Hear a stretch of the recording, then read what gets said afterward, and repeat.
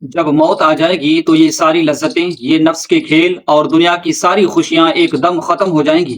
اس وقت تمہارے پاس کوئی اختیار نہیں ہوگا۔ سوال یہ ہے کہ تم کس حال میں مرنا چاہتے ہو؟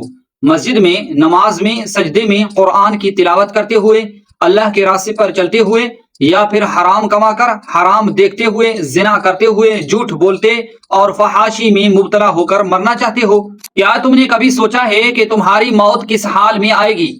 یہ وہ لمحہ ہے جس کا فیصلہ تم آج اپنی زندگی کے اعمال سے کر رہے ہو۔ جس طرح کی زندگی گزارو گے ویسے ہی موت آئے گی۔ ہم دنیا کی عارضی خوشیوں کے پیچھے دوڑتے ہیں اور آخرت کی حقیقت کو بھول جاتے ہیں۔ لیکن سوچو، جب تمہاری روح تمہارے جسم سے نکلے گی تو کیا تم اللہ کے سامنے اپنے اعمال کا حساب دینے کے لیے تیار ہو؟ کیا تم اس وقت پشیمان ہوگے جب پلٹنے کا کوئی راستہ نہیں ہوگا؟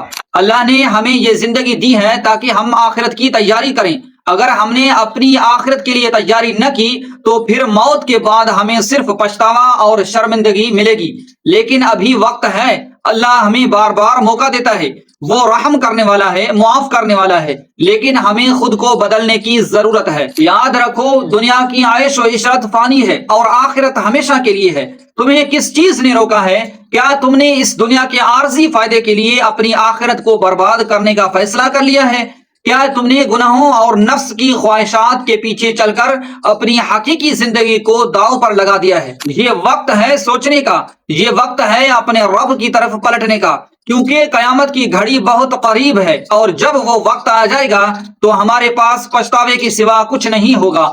آج ہی فیصلہ کرو کہ تم اپنی زندگی کو اللہ کے احکامات کے مطابق گزارو گے۔ اگر ہم اپنے گناہوں پر نادم ہوں اور اپنے رب سے معافی مانگیں تو اللہ ہماری توبہ قبول کرنے والا ہے۔